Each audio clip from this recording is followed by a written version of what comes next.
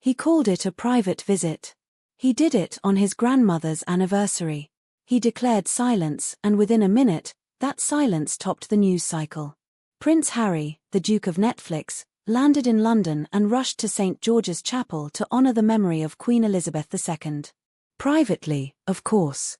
So privately that tabloids, TV networks, sources close to the conscience, and half the internet all heard about it at once.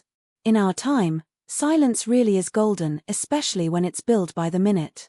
This isn't about insulting the memory, it's about Monetizing reverence. The formula is simple, which is why it feels indecent. Arrival, a driveway shot, mournful facial expression, a carefully measured pause, an internal leak to the press, and suddenly a private moment grows its own headlines. Nothing new.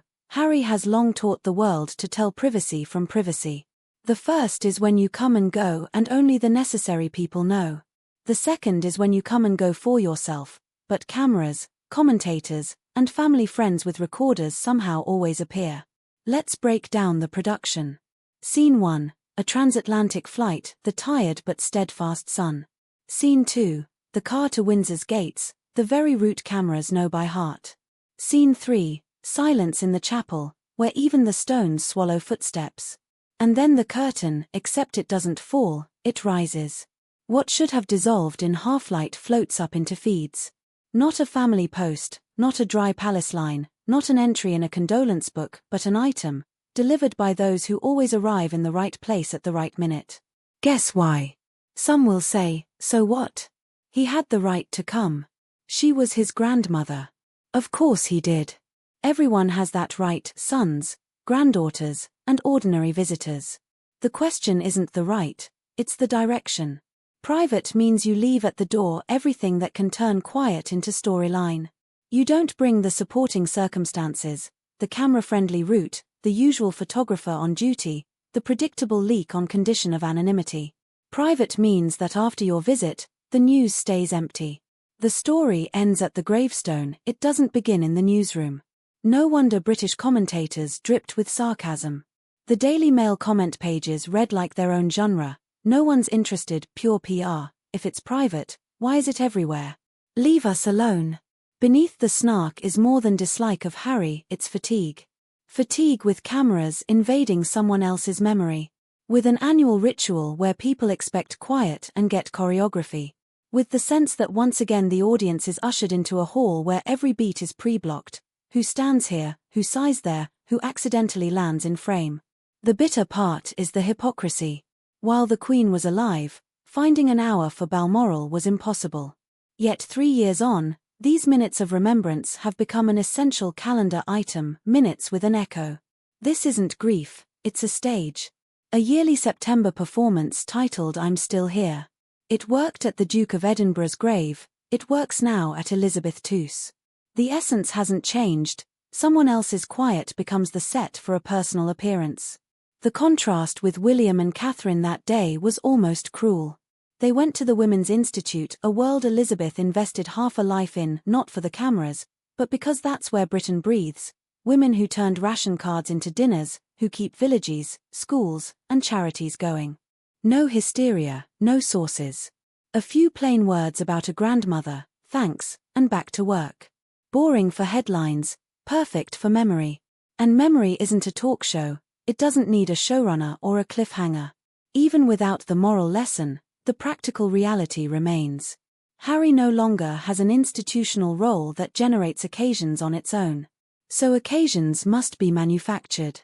And the manufacturing is painfully transparent. Once a year, impersonal privacy, conspicuously visible. Once a quarter, an unexpected leak that a meeting is possible. Twice a year, a fresh emotional monologue about past pain. In between, regular reminders to Hollywood that the link to the crown persists. And where is that link easiest to light up if not at the grave of the person who was the crown? Social media, for its part, churns out cruel jokes, limited edition memorial merch and private memory premium plan. Cruel? Yes. But cruelty here is a reaction to the constant sense of substitution. People feel drafted as extras, not participants, but backdrop. The public expected to gasp, empathize, forgive and, ideally, stream the next truth. If they don't gasp, they're filed under haters. Convenient, inhuman, and terrible for respect. There's also the technical angle, the language. Too much of what should be called simply silence gets wrapped in PR vocabulary, private moment, powerful gesture, touching tribute. That isn't the language of grief, it's the language of a press release. It lives not at the graveside, but in an editor's inbox, not in a chapel, but on a news landing page. While some speak it, others must answer in it. And so silence becomes a field for trading clichés, a festival of words that cancels meaning. There is, however, a simple test that shatters the facade. If the goal is respect, the result should be invisible. No footage means it worked.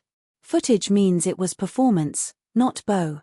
Memory needs no proof, it lives inside those who remember. Everything else is a hunt for attention. And attention is the only thing this method can still collect. Respect can't be won this way. It's lost. Here lies the paradox. Harry still needs the royal outline to remain bankable. But every time he reaches for it, he does it in a way that makes the outline recoil. It's like trying to charge a phone that's yanked from the socket the second it draws power. The gentler the connection attempt, the sharper the irritation of those he's trying to plug into. To be fair, there is one space where he genuinely matters: charity. The same weekend, Wellchild holds its ceremony, which he supported for years. That's not about me, it's about children and those who stand with them at the hardest time. It's one of the few places he could return to his better self, no cameras, no meaning, no endless family drama backdrop. But even there, the big story squeezes in, italicizing every step. Will his father see him? Will his brother forgive him? Will they be seen together? Once again, someone else's stage drags him back into the usual role, arriving for one thing, leaving with another. All of this explains why public reaction grows harsher. This is no longer about politics or camps of sympathy. It's about decency. The basic human agreement: don't turn a grave into a photo zone. Don't label as private what is obviously public. Don't confuse memory with marketing. And above all, don't demand applause where people want to be silent. So the conclusion is simple, if unpleasant. William and Catherine marked the day the way Elizabeth herself would have, quietly, with work, aimed at those who need support. Harry chose differently. He placed himself at a spot on the map where he would certainly be seen. If the goal was respect, he missed by a mile. If the goal was attention, mission accomplished, and precisely because it was, respect slipped away again. We can argue forever about the right to privacy, everyone has it. But the private does not shout, "Look here." The private knows how to pass by cameras, so the cameras are left empty-handed, no storyline, no source, no shot. That was the country's most adult lesson from the Queen's 70 years. The important is almost always done in a half voice. Those who truly honor that lesson already know how not to be the center. Those who don't, switch the spotlight back to themselves even when the marquee reads silence. One last thing. On this day, memory has no opponents. Respect has no camps. Peace doesn't compete with ratings. And if a signal is needed, here it is, as clear as it gets: cemeteries are no place for cameras. Not accidental, not unavoidable, not for the record. Everything else is vanity, born of emptiness and the habit of making content out of what should remain sacred. Tell us what you think, not about who's right, but about where rights end and decency begins. And answer honestly: would you want your private farewell packaged as news, for your own good? If not, why do we keep tolerating it when it's about those who deserve to be remembered without cameras?